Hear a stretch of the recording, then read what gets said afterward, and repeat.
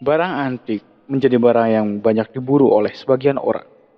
Bahkan, barang antik memiliki nilai yang sangat tinggi, baik dari sisi sejarah ataupun dari sisi jumlahnya yang tidak banyak. Kali ini, catatan astral membawakan sebuah kisah tentang kursi goyang yang antik. Namun, memiliki unsur magis yang sering membawa kejadian-kejadian di luar nalar. Dan tentunya, seram. Seperti apa kisahnya? Mari kita dengarkan. Banyak kejadian di sekitar kita. Di antara kita, banyak yang melihat mereka. Walau sepintas, itu terlihat jelas. Hidup kita berdampingan dengan mereka. Hanya alam yang membedakannya. Selalu ada peristiwa, maka akan aku kisahkan semuanya.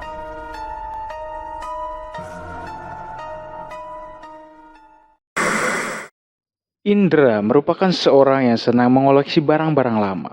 Mulai dari mobil, motor, aksesoris lawas, banyak ia pajang di rumahnya. Suatu hari, ia pergi ke sebuah toko antik untuk membeli barang antik lainnya. Barangkali ada barang yang ia suka. Setelah berkeliling cukup lama, ia belum menemukan barang yang ia suka hingga akhirnya ia pamit untuk pulang pada pemilik toko. Di perjalanan pulang, ia mampir ke rumah temannya, sesama penyuka barang antik. Sudah lama ia tak berkunjung pada Jamal, teman lamanya itu. Saat datang, ia disambut hangat oleh Jamal yang sudah menunggunya. Indra dipersilakan masuk ke dalam rumah Jamal, dan kemudian mereka berbincang, melepas rasa rindu di sana dan saling bercerita. Setelah beberapa lama Indra di sana, Jamal mengajak Indra untuk berkeliling melihat-lihat koleksi baru di rumah Jamal itu. Indra diajak masuk ke salah satu ruangan khusus benda antik milik Jamal yang katanya barang-barang yang disimpan di ruangan itu memiliki sisi magis dan terkadang menimbulkan cerita-cerita horor bagi penghuni rumah, termasuk Jamal sendiri. Namun Jamal tetap menyimpan benda-benda itu karena nilai sejarahnya.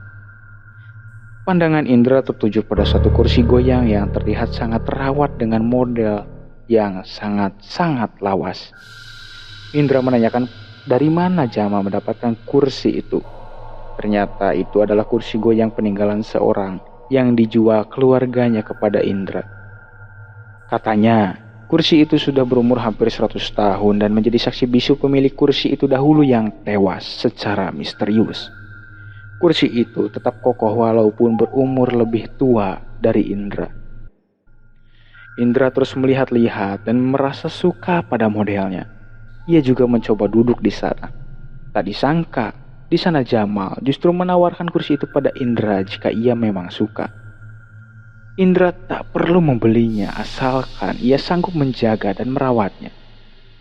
Di sana Indra sangat senang dan singkat cerita, Indra membawa pulang kursi itu dan sangat berterima kasih pada Jamal. Sesampainya di rumah, Indra langsung menyimpan kursi itu di kamarnya untuk bersantai. Indra pun langsung bersantai dengan menduduki kursi itu dan mengayun-ngayunkan kursi itu sambil merasakan aura nuansa zaman dulu dari kursi itu.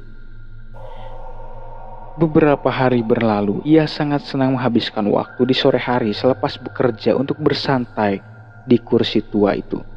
Bahkan sampai ia terlelap beberapa kali di kursi itu. Singkat cerita, di suatu malam saat ia sedang menyenyak tertidur, ia tiba-tiba setengah terbangun karena mendengar suara decitan kayu di dekatnya. Ia hanya mendengarkan suara itu dan hanya berpikir mungkin ada tikus di atap rumahnya. Hingga suara decitan itu semakin kencang dan membuatnya benar-benar terbangun.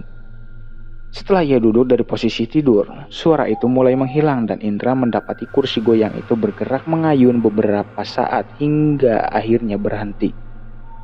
Indra tidak terkejut, tapi ia heran kenapa kursi itu bisa bergerak. Akhirnya, Indra melanjutkan tidurnya. Keesokan paginya, ia beraktivitas seperti biasa, berangkat bekerja di pagi hari seperti hari-hari sebelumnya, dan akan pulang di sore hari. Rumah Indra cukuplah besar dan luas dengan tinggi 2 lantai. Kamarnya berada di lantai atas dan langsung menghadap taman. Pantas, ia sangat senang bersantai di kamarnya dengan duduk di kursi goyang itu sambil melihat tanaman di taman rumahnya yang hijau dan asri. Di sana ia tinggal dengan keluarganya dan juga beberapa orang yang bekerja untuk membantunya mengurus rumah yang besar itu. Salah satu pekerjanya bernama Mang Diding. Satu hari saat Indra sedang pergi bekerja, Mang Diding melihat sosok kakek-kakek dengan rambut putih agak panjang sedang duduk-duduk di kursi goyang yang berada di kamar Indra itu yang menghadap langsung ke taman saat Mang Diding sedang memotong rumput di taman itu. Ia sempat bingung dengan kakek itu karena ia belum pernah melihat sebelumnya dan ia juga tidak mengetahui apakah ada tamu atau tidak di hari itu. Tapi saat itu Mang Diding hanya berpikir mungkin itu salah satu keluarga dari Indra yang baru ia lihat. Karena kakek itu bisa masuk ke kamar Indra. Karena jika bukan keluarga dekat, mana berani ada tamu yang berani bersantai-santai di kamar tuan rumah saat pemilik rumah itu sedang pergi. Barulah di sore hari saat Indra sudah pulang, Mang Diding baru bertanya tentang kakek-kakek berambut putih panjang itu padanya.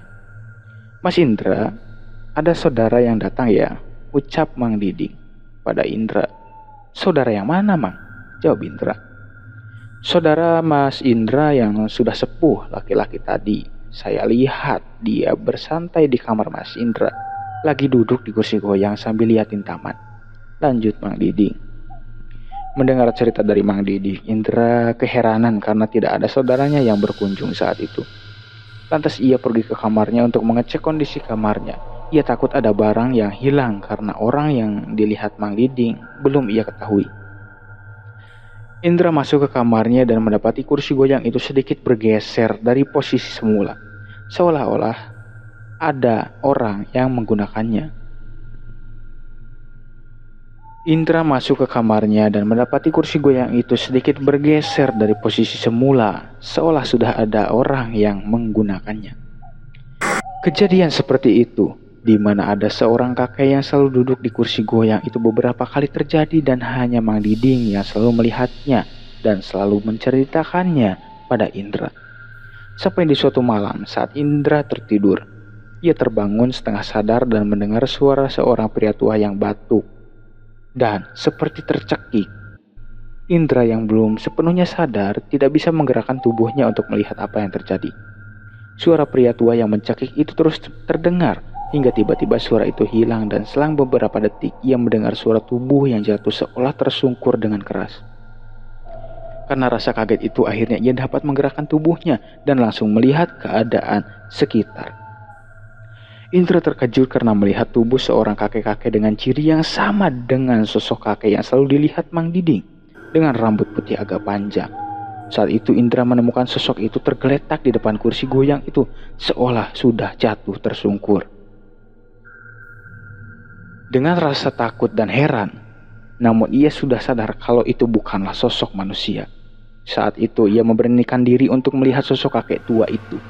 Indra kaget dengan kondisi sosok itu karena melihat kondisinya yang mengenaskan dengan mulut yang berbusa dan darah yang keluar dari luka sayatan di kepalanya. Indra terdiam sejenak dan dengan memberanikan diri ia meminta kepada sosok kakek itu untuk tidak mengganggunya lagi. Karena Indra tahu kalau sosok itu bukanlah manusia, sosok itu hanya diam di tempatnya dan tiba-tiba suara pria tua terdengar dari belakang Indra dengan mengatakan, "Suruh siapa kau ambil kursi milikku ini?" Karena terkejut, ia segera menoleh ke belakang dan tidak ada siapa-siapa. Saat ia melihat kembali ke depan, sosok kakek itu sudah menghilang. Indra kemudian membuka jendela agar suasana menjadi tenang. Kemudian ia kembali melanjutkan tidurnya. Keesokan paginya, ia kembali melakukan aktivitasnya seperti biasa di hari-harinya sebelumnya. Dan kejadian ganjil akan terjadi kembali di malam harinya lagi.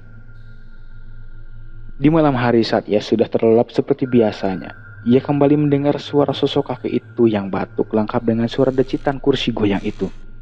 Saat itu, Indra sudah menyangka sosok kakek tua itu akan menampakkan dirinya lagi. Dan benar, tak lama, ia melihat sosok kakek tua itu berdiri di hadapan jendela sambil membelakangi dirinya yang masih dalam posisi tertidur. Sosok kakek tua itu berkata agar Indra segera menyimpan kembali kursi goyang itu pada pemilik sebelumnya. Atau, sebuah kejadian ganjil akan selalu terjadi yang akan membahayakan keselamatannya. Saat itu Indra hanya mengacuhkan perkataan sosok yang ia sebut setan itu. Ia segera memejamkan matanya untuk kembali tidur. Dan sesekali melihat ke arah sosok itu. Dan lama-kelamaan sosok itu menghilang. Ia pun kembali melanjutkan tidurnya. Keesokan harinya, tepat hari Minggu, di mana hari Minggu adalah waktu dirinya untuk bersantai seharian, melepas lelah dan penat. Di hari itu, ia hanya ingin bersantai seharian di kamarnya, duduk sambil membaca novel di kursi goyang itu. Entah kenapa, daya tarik dari kursi goyang itu selalu membuat dirinya ingin selalu bersantai di sana. Di hari itu, ia duduk bersantai di kursi itu dengan waktu yang cukup lama sampai ia tertidur di atas kursi goyang keramat itu. Saat tertidur, ia terkejut bangun karena kursi itu bergoyang dengan cukup keras dengan sendirinya. Namun lagi-lagi dirinya tidak bisa bergerak seolah diikat oleh sesuatu. Padahal tidak ada tali atau apapun yang mengikatnya. Lama-kelamaan, goyangan keras dari kursi itu membuat Indra cukup pusing. Ia terus berusaha turun dari kursi itu. Ia juga sadar hari sudah gelap dan lampu kamarnya belum dinyalakan. Saat tengah panik, tiba-tiba satu lengan yang entah datang dari mana mencekik lehernya. Jelas ia panik kalau itu adalah seorang yang berniat jahat padanya. Ia berusaha berteriak namun tidak bisa juga.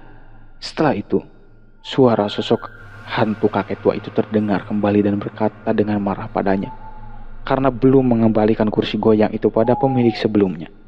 Dan setelah itu, tubuh Indra didorong dengan keras ke depan hingga terpelanting menabrak kaca jendela kamarnya sampai pecah. Dan saat ia masih tersungkur, kursi goyang itu terlempar dengan keras pada tubuhnya hingga membuat kaca jendelanya pecah kembali dan serpihan dari kaca itu melukai dirinya.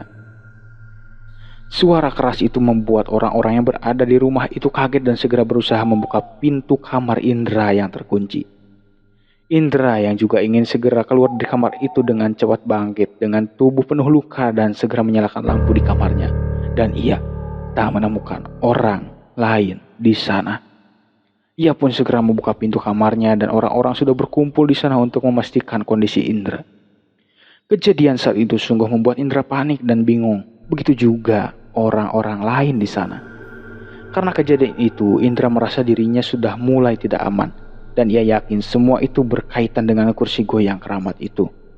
Singkat cerita, keesokan harinya ia langsung mengembalikan kursi goyang itu pada pemilik sebelumnya dan tak ingin memilikinya lagi. Baru setelah itu kejadian-kejadian ganjil yang sering terjadi di rumahnya hilang total. Terus dukung catatan Astra agar cerita-cerita seram lainnya dapat selalu tersaji untuk Anda.